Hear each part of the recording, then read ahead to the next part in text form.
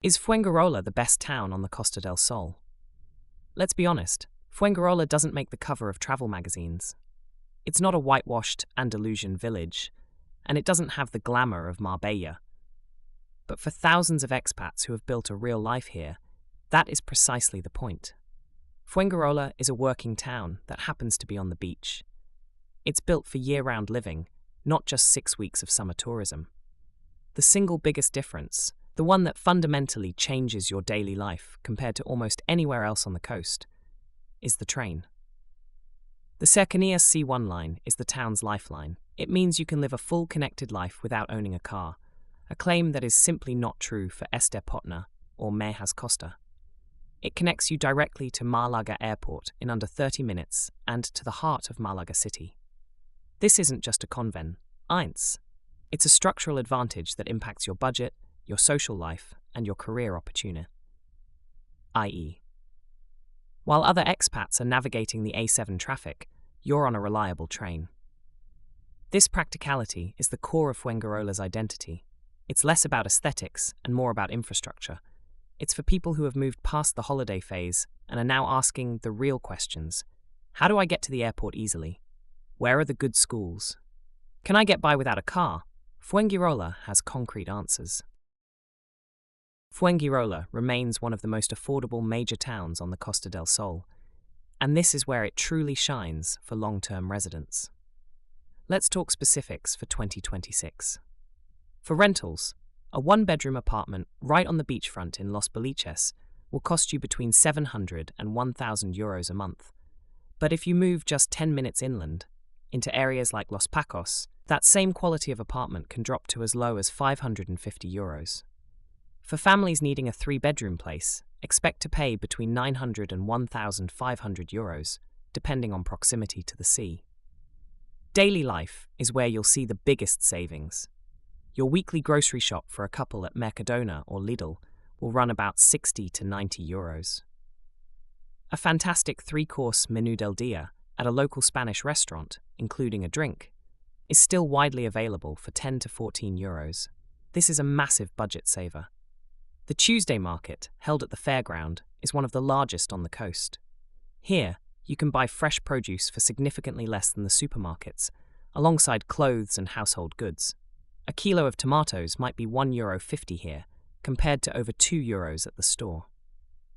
Your monthly utilized IEs for a standard 2-bedroom apartment, including high-speed internet, will average between 130 and 200 euros. It's a town where your money simply goes further without sacrificing essential services. Where you live in Fuengirola defines your daily experience. Let's break down the main zones. First, Los Boliches. This is the heart of Expat Fuengirola. It has its own train stop, a flat, pedestrian-friendly high street, and direct beach access. It's packed with international cafes, Irish pubs, and Scandinavian bakeries.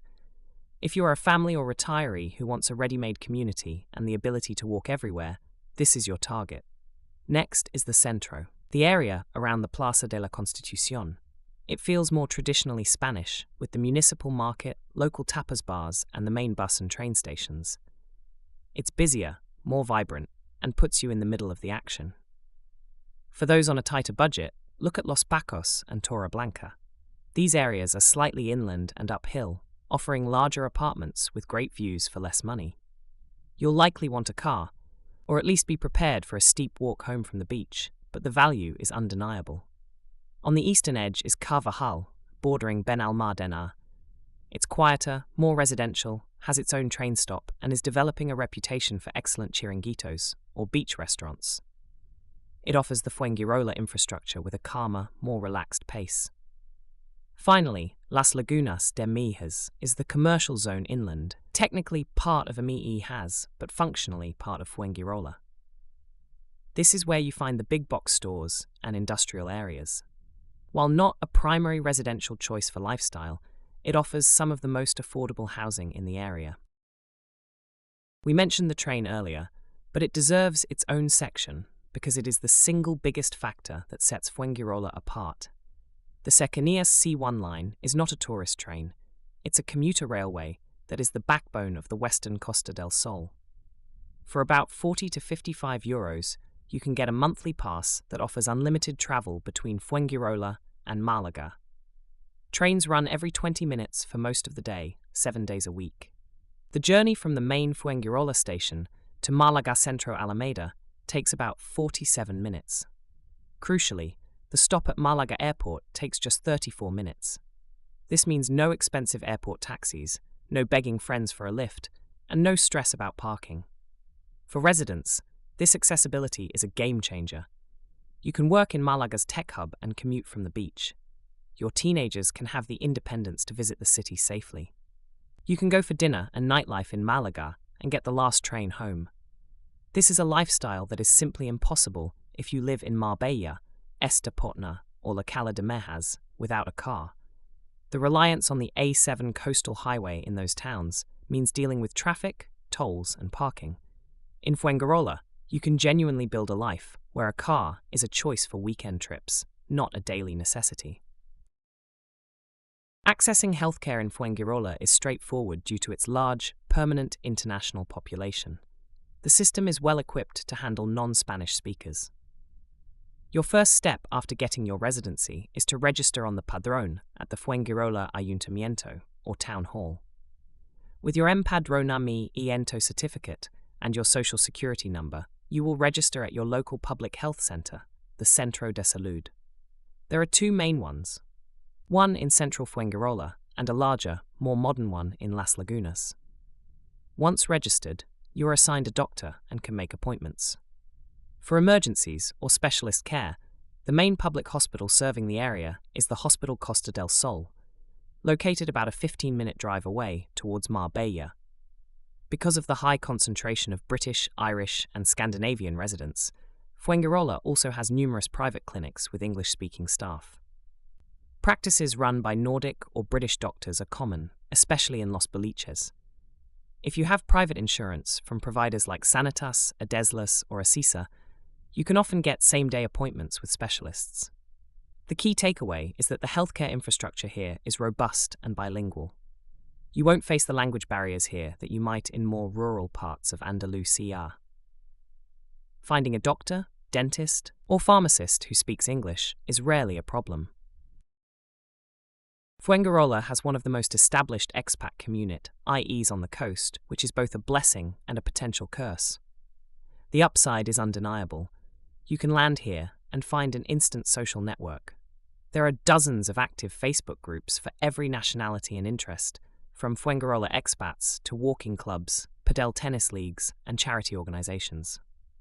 You can get practical advice on anything from finding a reliable plumber to navigating bureaucracy within minutes.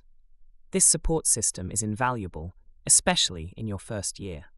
However, this convenience creates a significant bubble risk.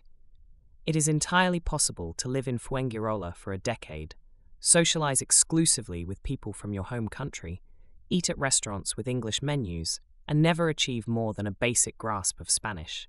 This can lead to a feeling of being a permanent tourist rather than an integrated resident.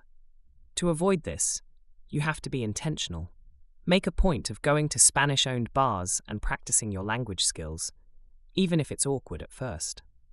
Join a sports club or hobby group that is run by and for locals. Shop at the central municipal market instead of the international food store. Enrolling in Spanish classes at the local Escuela Oficial de Idiomas is another excellent step. The expat community is a fantastic safety net, but the real richness of living in Spain comes from stepping outside of it. This guide would be incomplete without an honest look at who might not enjoy living in Fuengirola. It's a fantastic town, but it is not for everyone. If you are seeking luxury, glamour, and high-end experiences, you should probably look towards Marbella's Golden Mile or Puerto Banús. Fuengirola's vibe is down-to-earth and family-oriented, not flashy. The nightlife is mostly pubs and local bars, not exclusive clubs. Similarly, if your primary desire is traditional Andalusian charm, think winding cobblestone streets and historic whitewashed buildings, you will be disappointed. While the area around the castle has some character, the vast majority of Fuengirola's architecture is functional, post-1960, i.e. concrete high-rises built for tourism. It's clean and safe, but it is not a postcard village, like M'i has Pueblo or Estepotna's Old Town. Finally, if you crave quiet and solitude, Fuengirola is likely not the right fit.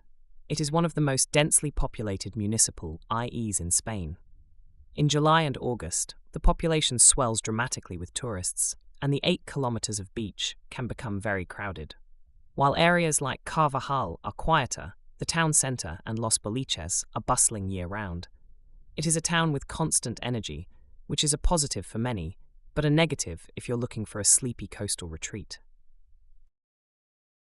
You've just moved into your apartment in Fuengirola. What's next?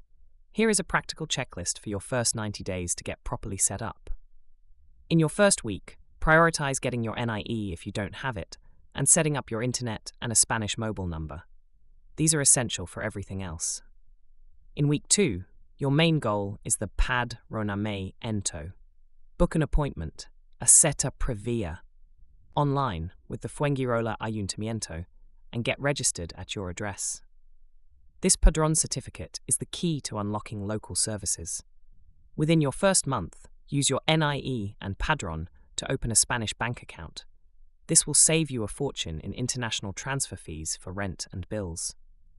With your Padrón and social security number, go to your assigned Centro de Salud to register for public healthcare and get your health card. Within the first 2 months, if you have a car, start the process of re-registering it onto Spanish plates. If you're a non-EU citizen, make sure you understand the 90-day rule and have your residency sorted. And finally, within the first 3 months, start exploring. Get the monthly train pass. Visit the Tuesday market. Find your favorite local cafe. Following these concrete steps will transform you from a visitor into a genuine resident, fully integrated into the systems of your new hometown.